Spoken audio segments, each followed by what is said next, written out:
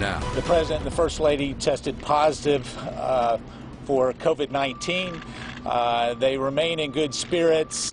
The world is on its heels tonight after the bombshell announcement that the President of the United States has tested positive for coronavirus. That announcement comes soon after one of his top aides tested positive, and now much of the nation's capital is on edge to see who else may have the virus. Thank you for joining us at 4 o'clock. First at 4, I'm Darlene Hill. And I'm Brad Johansson. The official word came from the President's Twitter account just before 1 a.m.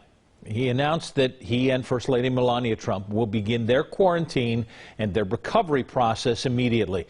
The President's symptoms are described as mild by his own Chief of Staff, Mark Meadows. And in a brief update, Meadows would not detail what kind of symptoms the President is dealing with. I'm not going to get into any particular treatment that he may or may not have. He has mild symptoms. As we look at that, the doctor will continue to provide expertise in the residence. He's in the residence now.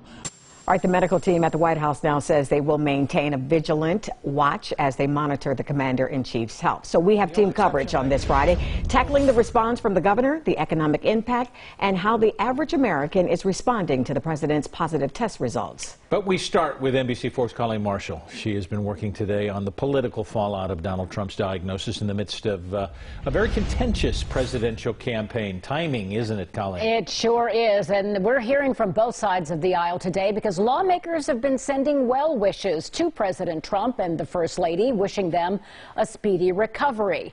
But some, like Michigan Governor Gretchen Whitmer, are also saying this is a cautionary tale, that anyone can get this virus, even the rich and powerful. And Ohio Senator Sherrod Brown saying he is troubled that no one, in his opinion, in the Trump camp was wearing masks in Cleveland the night of the debate. Ohio State University political scientist Paul Beck is calling the president's diagnosis a bombshell. It creates a problem for the Trump campaign because they have been so, militant in their opposition to mask wearing and talking about the severity of the coronavirus, and all of a sudden it's hit home. And I think as the day passes, we're hearing about more and more people who were affected, who had come into close proximity with the president. And we don't know how that's going to play out, nor do we know how it's going to play out for the president. Of course, it's all speculative, but Beck says if the president's mild symptoms were to get worse and he were to become incapacitated, protocol is for the cabinet to convene and declare the president under disability and transfer power, even temporarily, to Vice President Pence. And you might remember there was a temporary transfer of power to Vice President Bush when Ronald Reagan was shot in that assassination attempt back in 1981. So this has happened at least that way in the past. And you've been kind of studying history. Give us a little history lesson. Has it ever happened in a presidential race at this point? Not in an election during a campaign, but strangely enough, back in 1918, during the Spanish flu that we've talked about, the most previous pandemic, last pandemic, Woodrow Wilson got the Spanish flu, became very ill, ended up having a stroke that incapacitated him for the rest of his term in office. But they hid it from the public. It's even thought that his wife for a while was running things in the White House, because back then it was easy to keep this thing from the public. So he had the Spanish flu. Historians now know about it and can offer details. But trying to keep something like that, or trying to keep his symptoms even down on the low, you can't even do that. We've been talking about how it's been 15, 16 hours since he's hit us up on Twitter. So. It's not something that you can keep quiet today. Just when we think 2020 can't get any more unusual, right? I don't even want to say what's the next October surprise. Please don't. Please don't. Colleen Marshall. We'll have more from Colleen in just a little bit. We begin tonight with NBC4's Colleen Marshall, who joins us with the potential effects on the campaign, with the election, Colleen, just being a couple of weeks away. Yeah, not too far, about a month. Never before in history has a president been diagnosed with a serious illness just 1 month out from an election. But It is 2020. Republican Congressman Jim Jordan said today he fully expects Donald Trump to make phone calls and stay engaged in close congressional races, even while he is battling COVID.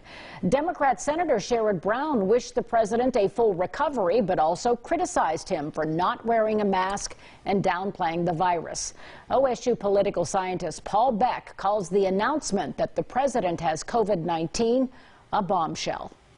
It creates a problem for the Trump campaign because they have been so, militant in their opposition to mask wearing and talking about the severity of the coronavirus, and all of a sudden it's hit home. It hit the president, the first lady, top aide Hope Hicks, and now it's unclear how many Trump staff members were in contact with those who tested positive. There are questions about others who might have been exposed at the Cleveland debate, where members of the Trump family and others were seen without masks, and questions about whether this unpredictable virus could worsen for the 74-year-old president. Beck says there are mechanisms in place, if needed, to transfer power. Things pass over to Vice President Pence. The cabinet has to convene and has to declare a disability. Now, it can be very short term. You think of the attempted assassination of President Reagan, for example. He obviously was incapacitated for a while. As for Democrats, even those questioning the Trump administration's handling of the coronavirus are wishing the president a speedy recovery. Isn't there a danger if they appear to be gloating over all of this? Oh, of course.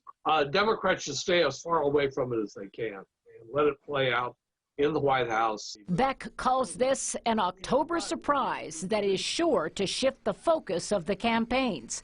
But will it shift votes? Now we're talking about a small slice of people who right now seem to be undecided.